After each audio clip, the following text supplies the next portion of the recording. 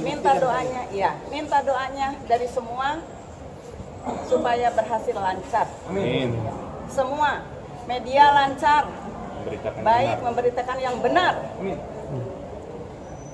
Itu aja, terima kasih. Jadi terima kasih ya, kalian sudah mengikuti proses persidangan tentang keberatan atau lebih disebut eksepsi dari terdakwa.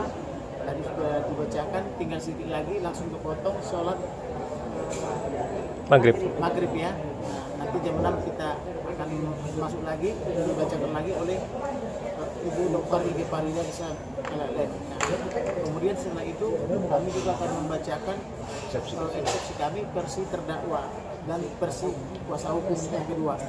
Jadi itu sabar dulu teman-teman untuk mengikuti proses selanjutnya. Eksepsi daripada terdakwa ya. Terima kasih. Ada pertanyaan? Saya kaget karena anak saya tidak pernah bisa disuap. Pengacara tidak pernah bisa disuap. Teman saya, ponakan saya ada 3. Dia bisa berhasil tanpa suap, maju.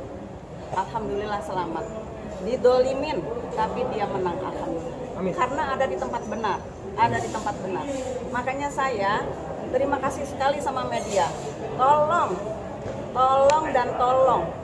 tegakkan kebenaran. Kebenaran itu benar adanya, tolong tegakkan.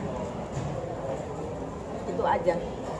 Saya tahu perjuangannya Ibu Ike Farida, dan saya juga ibunya selalu mendukung untuk yang baik.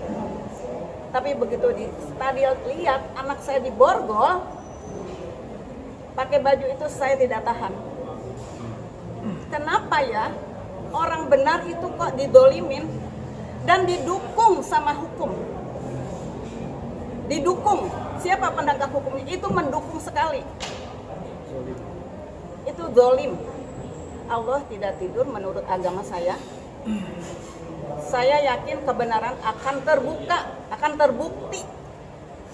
Semoga Allah mengabulkan doa-doa kita semua, termasuk saya mohon doanya dari media supaya lancar. Media tetap maju, bersemangat untuk yang benar. Kebenaran pasti menang. Insya Allah pasti, amin. Semua terungkap pasti. Insya Allah pasti terungkap. Gemeter ngelihat anak saya diborgol. Saya tidak rela, saya tidak ridho didolimin. Sampai dengan hukum tuh di mana hukumnya? Saya mau tanya di mana hukumnya? Beli apartemen, nggak dikasih apartemennya. Lunas pula. 12 tahun bulan ya. 12 tahun lamanya nggak dikasih kuncinya, nggak dikasih apartemennya. Airnya juga tempatnya. Sekarang airnya diputus, listriknya diputus, terus mana apartemennya? Uangnya udah nggak ada. Dikembali pun tidak dikembalikan pun tidak. Lalu sekarang diborgol, itu apa benar? Mau tanya aja, saya sudah tua ini tidak tahu ya, tapi tahu kebenaran. Beli, lunas, tidak dikasih barangnya, diborgol. Coba pikir, semua pikir. Kenapa diborgol? Ada apa? Gitu loh, ada apa ini diborgol tangannya? Udah uang keluar, udah capek, udah beli apartemen nggak ada apartemennya, didolimin, ditahan pula. Gitu loh.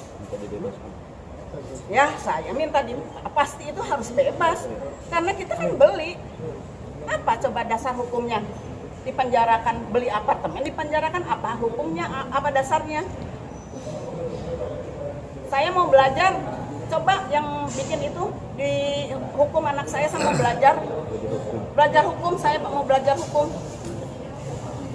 Sama yang ngeborgol, sama yang gara-gara apartemen itu sampai dengan diborgol anak saya mau belajar hukum, sama yang memberi hukum. Saya mau belajar.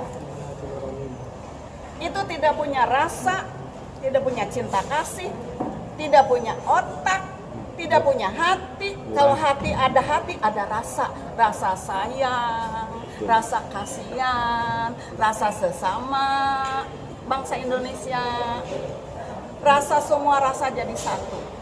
Mau Islam, mau Katolik, mau Kristen, mau semua ada rasa sayang kita.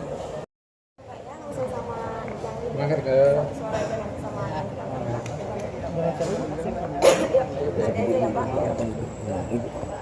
Saya harap mudah-mudahan dikabulkan permohonan eksepsinya karena banyak sekali pelanggaran. Bang, kenapa sih diborgol-borgol bang kayak teroris aja? Baik itu pelanggaran Ini perempuan begitu udah tua, apa ada potensi melarikan diri bang? pelanggaran Kenapa sih diborgol-borgol gitu? Kasihan ibu-ibu. selain itu bukti karena saya hanya korban sendiri. Kenapa sih diborgol ibunya? Saya hanya Sebentar, Bang. korban dari saya membeli apartemen dari PT Lima Utama. Nah, terus kemudian saya sudah lunas. Kemudian unitnya tidak dikasih ke saya. Kemudian saya dimenangkan di pengadilan. Ketika saya dimenangkan di pengadilan, pengembangnya tidak suka karena dugaannya adalah mereka tidak punya perizinan yang cukup untuk melakukan AJB. itu benar 9 kali Ibu dimenangkan Ya, dimenangkan di putusan PK, semuanya menang, perlawanan menang, semuanya menang. Lalu kemudian PT EPH meminta melaporkan ke kepolisian. Saya ditangkap dan dilakukan kekerasan. Penyidiknya ada 80 orang dari Polda Metro dan sekarang jaksanya ada 11. gitu. Ya, Pak ya. Maaf ya. Terima kasih. Mantap.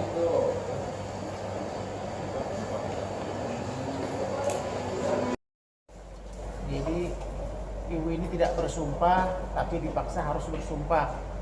Memberi kuasa katanya, tapi tidak ada surat kuasanya yang bersumpah. Dia hanya memberi kuasa untuk mengajukan hukum gitu. Pokoknya apapun yang diperbuat ibu ini dan atau orang-orangnya selalu targetnya ibu ini. Walaupun ibu ini tidak berbuat. Jadi Pak Won itu merasa dendam kepada dia karena Pak Won selalu kalah. 9 kali dia menang loh dari Mahkamah Konstitusi final and banding. Dari Mahkamah Agung final and banding juga tentang apa itu berita konsinyasi itu. Dari apa namanya komisi Kejaksaan Jakarta juga menang dia sampai 9 kali.